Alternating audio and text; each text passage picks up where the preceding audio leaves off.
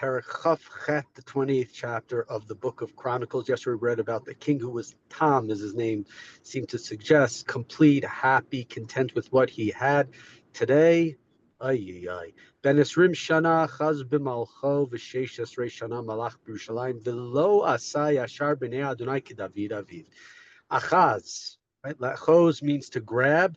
Achaz is a person who grabbed the kingdom, and he became king when he was 20 years old, and he reigned for 16 years in Jerusalem, and he did not listen to God like his father David had done. Vayelech b'derech malchei Yisrael v'gam masechot asa lebalim. He followed the ways of the kings of Israel. He made molten images. He made right Elohei Masechar, the words that are used by the Egel Hazahav, by the golden calf. He is worshiping foreign gods, Baal, and as we've seen over the last number of chapters, the biggest complaint that we can have for the Davidic dynasty is when they are linked with the kingdom of Israel, with the Malchut Yisrael, and that's what they're saying he's doing here. V'hu iktir b'gei ben Hinnom.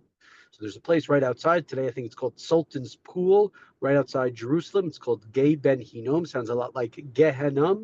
It's popular with a phrase that's used for what, a lack of a better term, hell in Jewish life. And he was making offerings there. What was he doing? Vayaver, yes, at banav ba'esh ketoivot hagoyim asher horisha Adonai mipnei bnei Yisrael. What was he doing there? He was burning, whether it's his sons, other sons, child sacrifice in this place. And that was the abominations that were being done by the people before Bnei Yisrael. That is part of the reason we could say why God allowed the Israelites to conquer, to defeat, and to displace the previous nations because of their terrible idolatrous practices. And here we have this cult of death and of killing by Achaz, Vayizbach, Vayakter babamot v'al hagvaot v'tachat kol eitz ra'anan. He sacrificed, made offerings and shrines on the hills under every leafy tree, things that we see, similar words we have in the book of Dvarim, that things that you're not supposed to do. Vayitneu Adonai Elohav b'yad melech Aram. And what happens as a result?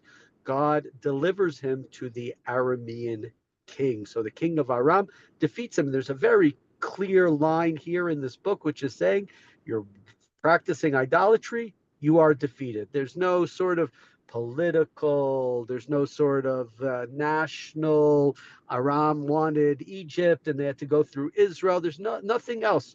The way that the history describes in this book, and we've seen that, is the idolatry is when the king is not following God, destruction happens. Part of the sort of the rebuilding or reframing, I should say, would be better, of the story going all the way back to David and Shlomo, where we saw them really reframed as spiritual and religious leaders. Not that they weren't at all, but that was an aspect. They were also political leaders, military leaders.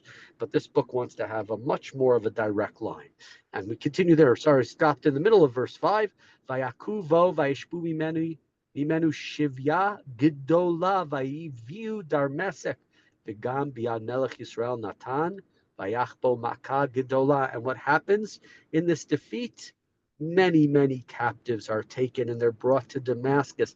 And he also was defeated by the king of Israel, who defeated him greatly, a terrible defeat for the Malchut Yehuda. Vayarog Pekach ben Remalyahu bihuda Mea v'yesrim elef b'yom echad. Hakol b'nei chayil bo'ozvam et Adonai Eloi avotam. Sounds like a crazy number. It's almost incomprehensible.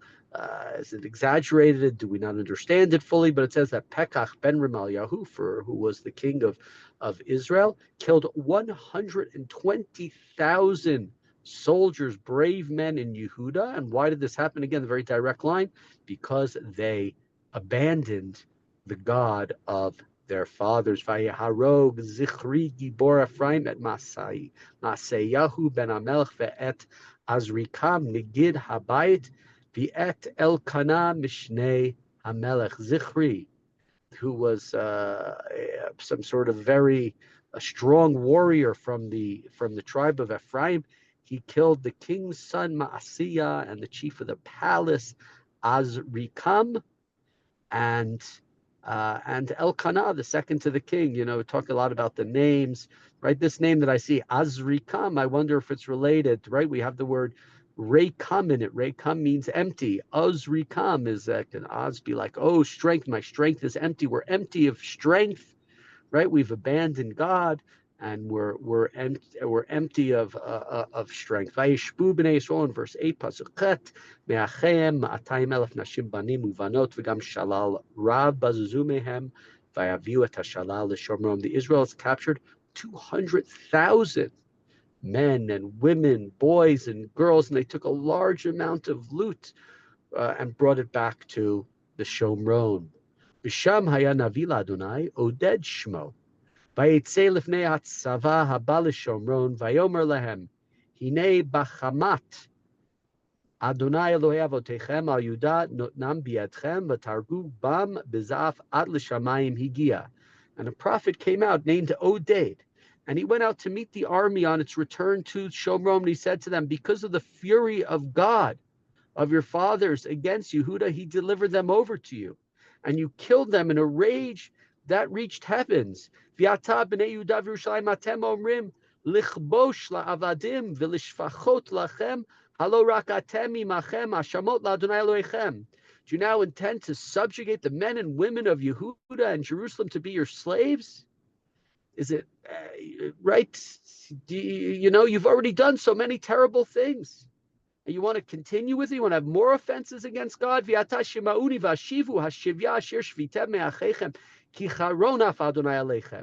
And now return the captives. You went to war. They were bad. God defeated them. God was on your side, which is very odd for the kingdom of Israel. But God does not want you to enslave the people of Yehuda, the men and the women.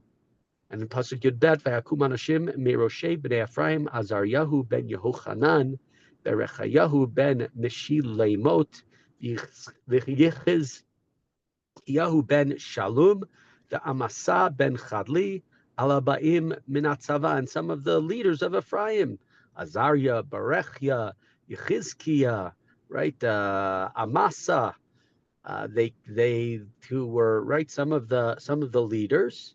V'amru lahem lo tiviu et hashviyah. So right, and these were not people who were went to war. There were some maybe the leaders. They sent out their soldiers. V'amru lahem lo taviu et hashviyah.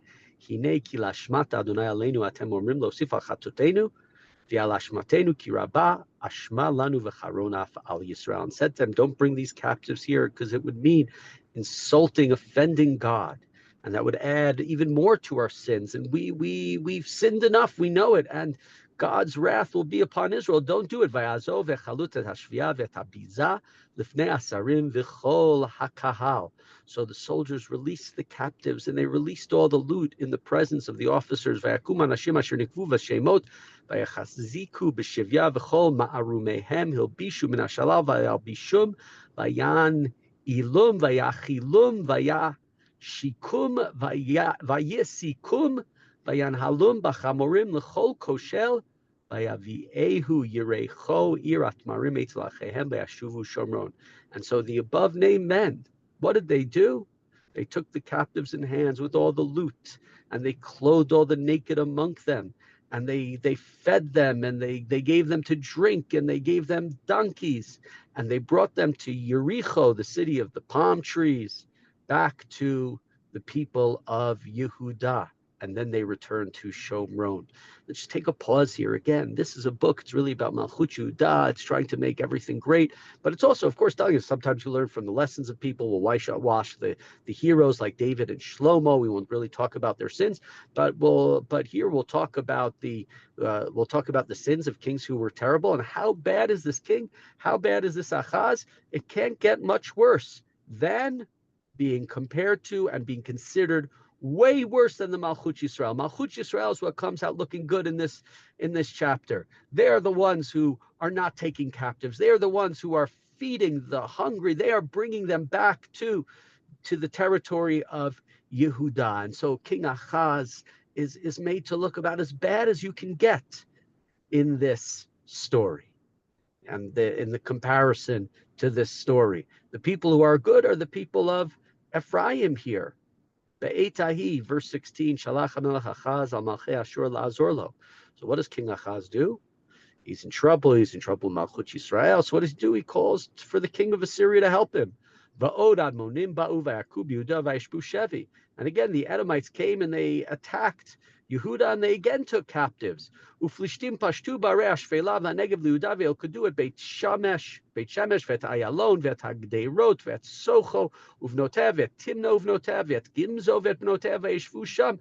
And what happens? The Philistines, they also attack the Shfela, the Negev, and they seize Beit Shemesh and Ayalon, Gderot, Soko, and its sort of its suburbs, and Timna and its suburbs, and Gimzo with its villages, and they place their people are living in territory that belonged to Yehuda previously.